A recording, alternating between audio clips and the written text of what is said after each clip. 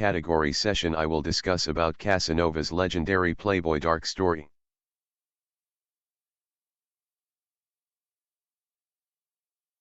Casanova is the name of a man from Italy who lived in the 18th century whose name has been immortalized until now as a Playboy man who had many lovers. His story is considered a romantic story and the success of men in attracting many women. But is it true that we think so? Is Casanova's story a testament to a man's success? Or is the story a sign of moral depravity and moral decline? We will conclude after reading my writing about this legendary Playboy story.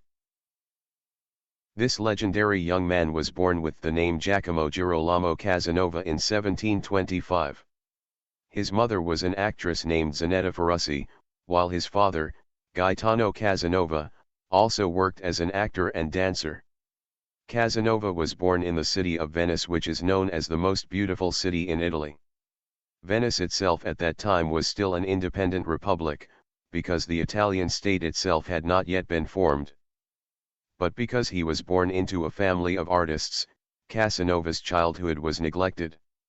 We can imagine the Casanova family has enough wealth from the coffers of their income in the entertainment world. However, due to her parents' profession, Casanova was often left alone at their residence in Venice because her parents often traveled around Europe for their plays. In Venice, Casanova was raised by his grandmother from childhood.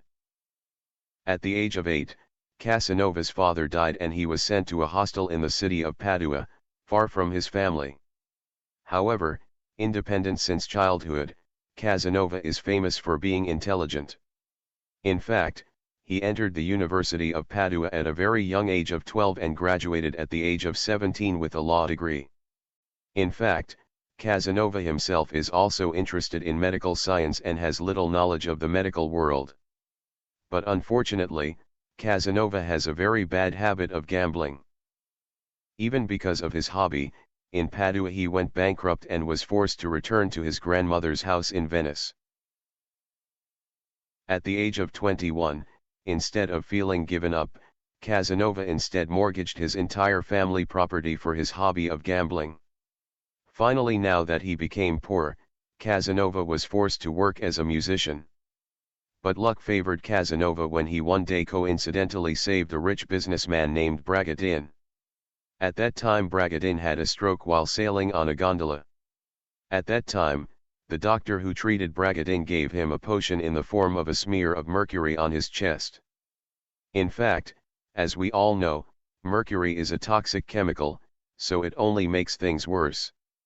But Casanova, who happened to be working as a violinist at the wedding Casanova attended, decided to save Bragadin's life by washing the mercury stains with cold water, so his condition improved.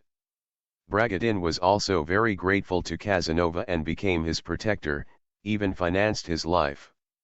Even though at that time all of Venice already knew about Casanova's popularity as a playboy who was also a womanizer. The story of the female lover Casanova may be based on his childhood sadness where his mother decided to leave him to pursue his career as an artist. Maybe it also makes Casanova thirsty for love, or even never appreciate women because of the trauma of his mother's treatment. Even the story of his relationship adventures with women begins strangely with two young women aged 14 and 16, and what's worse, they still have a sibling relationship. But the worst story happened when he had an affair with a noble woman named Donna Lucrezia. In fact, Donna herself is married and unfortunately, from this illicit relationship, a daughter named Leonilda was born who was the result of her affair with the playboy. It was also noted that Casanova was also having an affair with Donna's sister, Angelica. Leonilda was then raised by Donna's family, who at that time believed that Leonilda was the legitimate child of Donna's husband. Until at the age of 16, Leonilda then introduced the man she loved and would marry to her family. But how shocked the mother was when she found out that her child's lover and her future husband was none other than her own biological father, Casanova. Of course the scandal angered Donna and threw Casanova out. But years since that incident, Leonilda meets Casanova again and their spark of love never seems to go out. In fact, Leonilda later had a child from Casanova who was none other than his own father, so that Casanova's child could also be considered his grandson. Another quite legendary lover of Casanova is a man named Bellino. But instead of a romance between men, Bellino turns out to be a woman disguised as a man. At that time it was difficult for a woman in ancient Europe to gain high status, unless she married into a rich family. A woman named Teresa Lanti then tries to achieve high social status by posing as a man named Bellino and working as a group of serious singers named castrathi, which contains men who are willing to be castrated to keep their voices high. But Casanova knew of Teresa's disguise, even having a love affair with her until Teresa gave birth to a son. Surprisingly, Teresa then raised her son as a brother to hide the disgrace. It turns out that Casanova's success in conquering the hearts of women is not because of his physical appearance.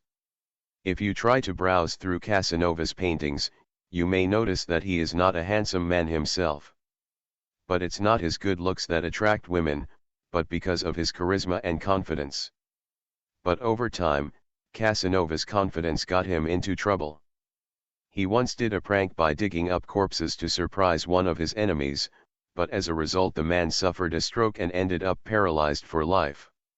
Not only that, a girl also admitted that Casanova treated her in an indecent manner, so that she became a fugitive and was forced to flee from her hometown, Venice. This opportunity was instead used as a golden moment for Casanova to travel around Europe and seek experience.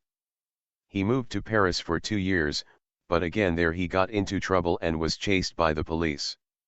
He then fled to several exotic European cities such as Dresden, Germany, Prague, Czech, Vienna, Austria, Warsaw, Poland, to Barcelona, Spain.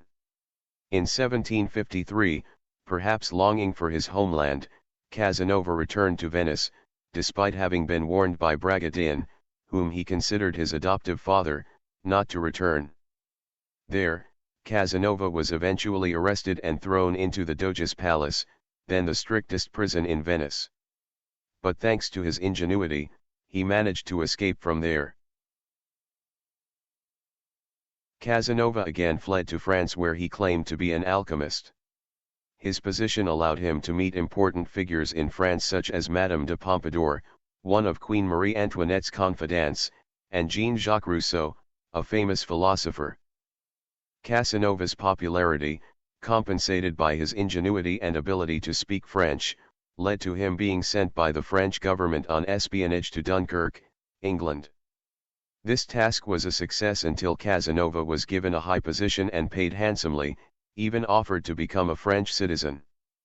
But Casanova apparently refused because in his heart, he still loved his homeland, Venice. But unfortunately, his wealth was again wasted by Casanova, so he fell into poverty again and was forced to venture back to Europe to make a living. He also briefly met with prominent figures in history such as Pope Clement XIII, King George III of England, and Queen Catherine the Great of Russia. At the age of 49, Casanova's face, which was not very handsome at first, was damaged by smallpox. But still, it's not his physical perfection that seduces women, but his charisma. The proof is that in 1779, Casanova had a relationship with Francesca, a woman who was described as loving him very much, even having several harems. In 1783, Casanova reunited with a historical figure, namely Benjamin Franklin, the scientist who would later also become President of the United States. He also met Mozart, a legendary classical musician, when he lived in Prague. But all that did not make him happy. It turned out that Casanova, who was still living in exile, still longed to return to his hometown. But unfortunately, the political situation at that time prevented him from returning to Venice because his hometown was controlled by Napoleon Bonaparte.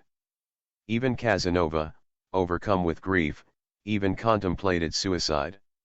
However, he regained his enthusiasm and spent the rest of his life writing his biography, entitled The History of My Life. On June 4, 1798, the legendary Playboy finally breathed his last at the age of 73 years.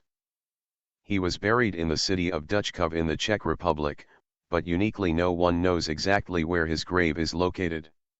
Casanova's history is over, but his reputation remains legendary to this day. But if you live in today's era, then of course Casanova is not only dubbed as a playboy, but also a pedophile. Because Casanova's lover was very young. In fact, he had an affair with a 13-year-old girl named Helene, and at the age of 40, he had bought a 12-year-old slave girl in Russia. But of course Casanova's story, which is always peppered with love and adventure, has inspired many people. Let's say Ian Fleming is interested in creating his famous James Bond character based on Casanova, who loves women and also struggles with the world of espionage as a spy. In fact, there have been many films and television series that have raised his life, including the 2005 film where the late handsome actor Heath Ledger was asked to play this playboy figure.